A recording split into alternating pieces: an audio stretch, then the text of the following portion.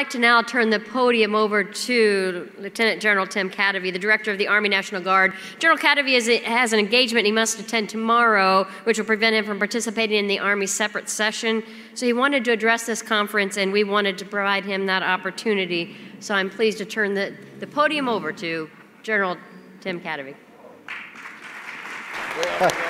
Thanks, guys. Thanks. Thanks. Thank you. Thanks, Deb. Absolutely. Absolutely. Well, I want to thank the NGAUS board and my good friend Gus Hargett for giving me just a few minutes. I'll be quick. I only got one slide, but I think it was important that I kind of bridge what General Milley said yesterday related to his inflection point, the character of war, and what he sees as the changing nature of war. And I've been working on this slide as we explain to you, to our soldiers, to our families and our employers, why we are doing some of the things that General Milley has asked us to do, that the country, quite honestly, has asked us to do. General Milley approached it in the terms of more readiness, more training days, and helping the military, the Army, achieve what it needs to do for the nation.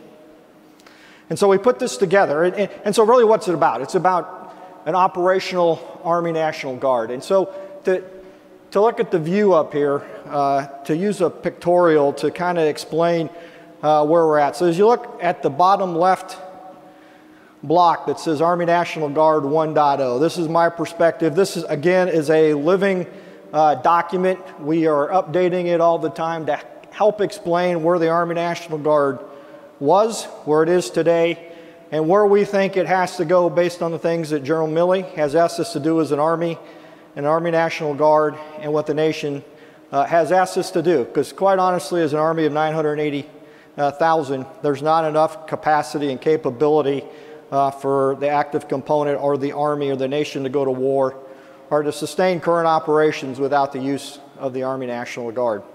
And I'm just going to hit this slide real quick, but I think what is important in the big picture to look at is the line goes up from 1.0 to what I will explain is my view of an Army Guard 4.0 is really, truly taking the Army Guard from a strategic reserve to an operational force. And so you think back to 1.0, we came out of the Vietnam War. General Abrams proposed his Abrams Doctrine and the total force. And that was an Army National Guard that was primarily over 100% strength. There was a lot of draft deferments within our Army National Guard. While we had the same structure, modernization, integration, interoperability, I would say was questionable. And we lived with that Army National Guard till about 1984. And I always use my example of when I enlisted in 1982 to kind of talk about where the Army National Guard was. And I know there's a number of senior leaders up here, and I'm sure there are a number of you in the back that remember the Army National Guard in 1982. My first formation, walked out of the Armory, it was packed. We couldn't get one more soldier in my armory in Fremont, Nebraska, unless we used a shoehorn. It was 150% Cav Squadron. But when I left that armory, the two NCOs I was standing next to took their hairnets off, and they had hair that dropped halfway down their back. That was a different Army National Guard then than we have today. But the nation elected President Reagan. You can see the picture up there. And so we had the Reagan buildup. And you started to hear about the Army standard, one Army. And so then you look at the two individuals that I've had an opportunity to talk to over the last couple of years. It's become very apparent to me that they really changed who the Guard was. So you got General Vesey, who was our first four-star guardsman, if you asked him, enlisted with the Minnesota Army National Guard. Anybody here from Minnesota anymore? Or did you guys all take off? Okay, a few Minnesotas in the back. So Minnesota, General Vesey enlisted prior to World War II, fought in Kasserine Pass, stayed on active duty, became the Vice Chief of Staff of the Army, and then the Chairman of the Joint Chiefs of Staff. And he really empowered the total force. And then General Temple, thank you, sir, so much for being here with us today, really energized the Army National Guard through the Reagan buildup. And we went to a one Army standard, regional training institutes, NGAUS, OES, all those things that really helped to jump us, and I call it 2.0, professionalize the Army National Guard.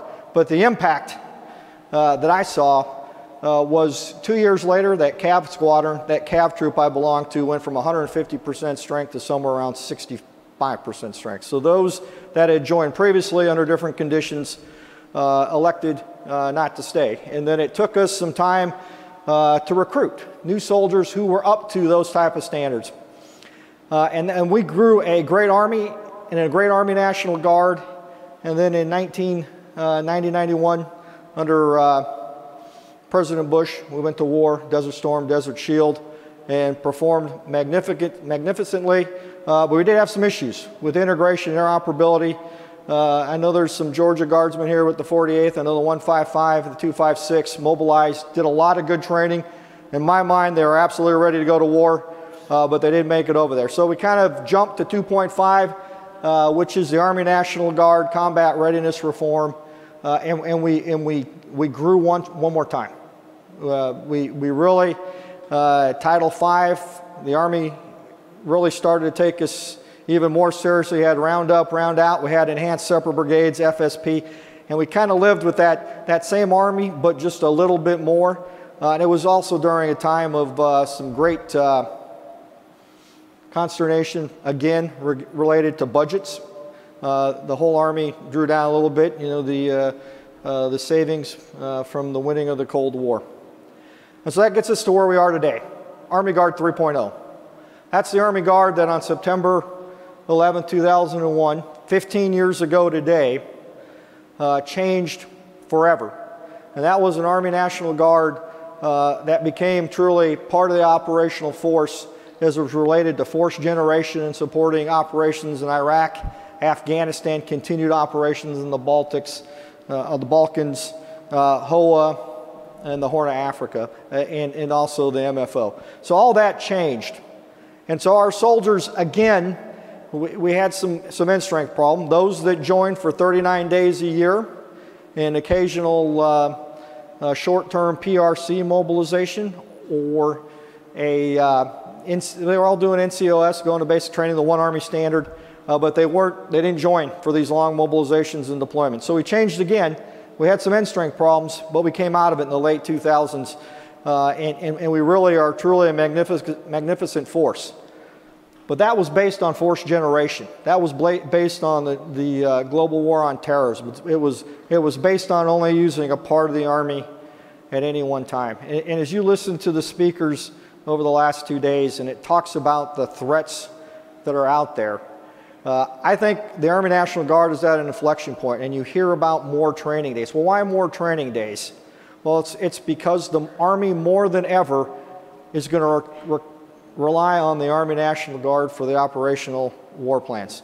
And the difference between a con plan and an O plan and a mobilization are pretty unique. So when you think about force generation, we could do predictable mobilization 5 or 6 years. When you think about an O plan, that thing is triggered, and everybody that is on a tip fit has to be ready to go within a certain amount of time.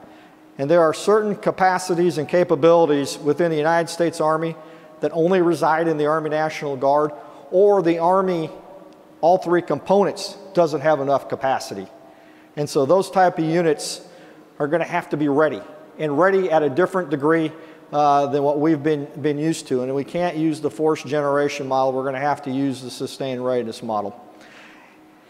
So just recently, General Milley approved what was known as DP 58. More of that's to come, I think, tomorrow. General Abrams, I'm sure, is going to talk about it a little bit. But Decision Point 58 is about starting to get after those key capabilities and capacity that the Army needs in order to fight one of our O plans or a contingency. And we're going to ask more, not a whole lot more, because it's very similar to what we've been doing with the National Training Center and the JRTC. When you go and get those unique type of trainings, you have to do a few more days. And I think we're up to it. And so what I want you to take away from this slide, and I want you to think about and communicate, because I think we as leaders, we have to carry this on our shoulders and not put it on our soldiers' shoulders. We're the ones that should help explain it to them, we should explain it to their family members, and we should help explain it to their employers. Because the question is, hey, if we're drawing down and we're only deploying 10,000, why aren't we taking a knee? Why are we training so hard? It's because, as Senator Graham just said, this world is more dangerous today, not less dangerous. And we have to be ready. So I ask that you take this message and you think about why we're going to ask you to do things. General Abrams is going to be here tomorrow. He's going to talk a little bit about Forces Command and what we're doing with Sustained Readiness, DP-58. General McKeithen, I think, may be here, or we may have General Witecki, depending on a back problem with General McKeithen. And then we got General Gronsky coming up here, too. We're doing some really good things with overseas deployment training. We're being engaged to assist the Army with the exercise it has going on. You heard General Milley mention Pacific Pathways. The 27th BCT is going to be engaged in that next year. The 76th is going to lead it in 2 years after they get done with their JRTC. We sent the 116th CAV BCT to Romania with the Combined Arms Battalion. You heard General Milley talk about it.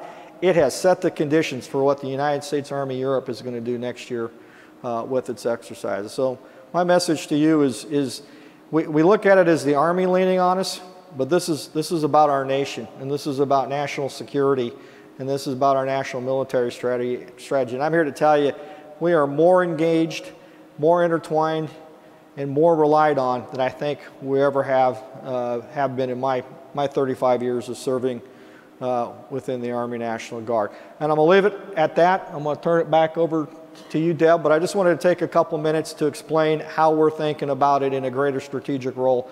And again, I think you're going to find, those of you that attend the Army Breakout tomorrow, that it's very informative, and we are really working pretty hard to empower our soldiers within the Army National Guard. So thank you so much. Deb, thanks. And I did learn, because I did bring a pen this time in case I need to take any notes. We talked about adaptable, flexible, and trainable soldiers in the Army, and I try to be one of those. Thank you. Thanks, Thank you, sir. Absolutely. Thanks for the time. Appreciate the words.